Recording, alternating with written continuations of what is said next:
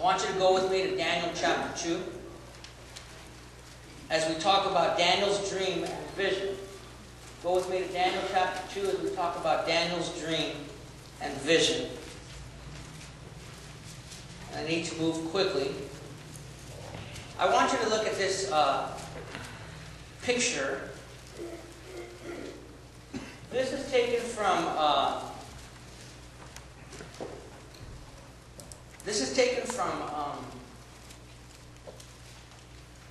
Daniel chapter 2.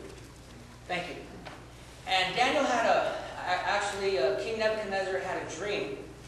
And in the dream, he saw something, and he told his wise men, his astrologers, his dream interpreters, to tell him what the dream was and to tell him what it meant. None of them could. Daniel stepped up and he said, I can tell you what the dream is, and I can tell you what it means. And so Nebuchadnezzar had a dream, and he saw this great image right here in his dream. And it was a man that had a gold head, and then his arms and his chest were of silver, and his middle portion was of brass, and then the last part, the legs of iron, and then the feet were iron and clay. And Daniel said, King, you're going to reign for X amount of time, but then another kingdom is going to come, and that is the Persian kingdom. And we see that in Daniel. And they go ahead and they reign for about 200 years, but then another great leader is going to come, and that's going to be the Greek Empire, started by Philip of Macedonia, and then his son takes over, Alexander the Great. And although he died at a young age of 32 years old, and it only took him 10 years to conquer the world, he did something that no one else had done, and that is he made the world to have one culture and one language. The world had never done that before, so now everybody is speaking Greek. Okay? But then another stronger kingdom would come with legs of iron, and that is the Roman kingdom. And they eventually took over the Greek kingdom, and they came and did something that no one had done before, and that is they created roads to all parts of the world, safe roads that people could travel, and they also created something that was no one had ever done before, and that is citizenship. And people from all different parts of the world could become citizens of Rome. Thereby, they could travel in safety under their Roman citizenship. Now, in the meantime, something else is going on all over the world, and that is that the Lord is punishing the people of Israel. But how many of you know that even as the Lord punishes us, He is still accomplishing His purposes?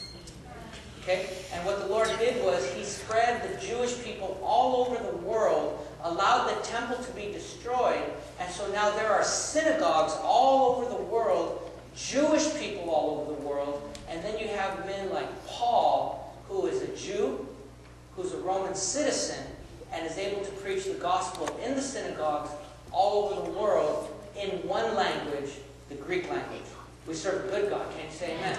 We serve a wise God. And so this is the dream that he has. If you notice right here that the feet were made of clay, and eventually Rome is divided up into different provinces. Are you with me so far? Now I want you to go with me to Daniel chapter 7. We need to move quickly here. In the first year of Belshazzar, king of Babylon, Daniel had a dream, and visions passed through his mind as he was laying on his bed. He wrote down the substance of his dream. Daniel said, in my vision at night I looked, and there before me were 4 winds of heaven churning up the great sea. 4 great beasts, each different from the others, came out of the sea. The first was like a lion, and it had the wings of an eagle. I watched until its wings were torn off, and it was lifted from the ground so that it stood on 2 feet like a man, and the heart of man was given to it. That is the first kingdom that we just saw. And there was before me a second beast, which looked like a bear. It was raised up of its sides, and it had 3 ribs in its mouth between its teeth. It was told, "Get up and eat your fill of flesh." After that I looked, and there before me was another beast, one that looked like a leopard, and on its back it had 4 wings like those of a bird. The beast had 4 heads, and it was given authority to rule. After that, in my vision, I looked, and there before me was a 4th beast. Now, this is talking about the Roman kingdom now. Terrifying and frightening and very powerful. It had large iron teeth. It crushed and devoured its victims and trampled underfoot what was left. It was different from all the former beasts, and that is what is said about the Roman kingdom. No one compared to the Roman kingdom up to that point. And it had 10 horns. Now, Revelation talks about those 10 horns. While I was thinking about the horns, there before me was another horn, a little one, which came up among them. And this, we believe, is the Antichrist. We'll talk about that more a little bit. And there, the first horns were uprooted before it. The horn had eyes like the eyes of a man, and a mouth that spoke boastfully. This sounds like the Antichrist speaking boastfully. As I looked, thrones were set in place, and the Ancient of Days took his seat. Can you say amen? Ancient of Days is God the Father. His clothing was as white as snow. The hair of his head was as white like wool. His throne was flaming with fire, and its wheels were all ablaze. A river of fire was flowing, coming out before him. Thousands upon thousands attended him. 10,000 times 10,000 stood before him.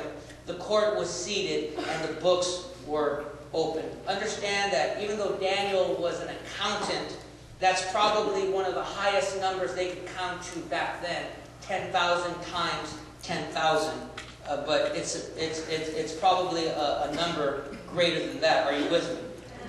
Then I continued to watch because of the boastful words the horn, or the Antichrist, was speaking.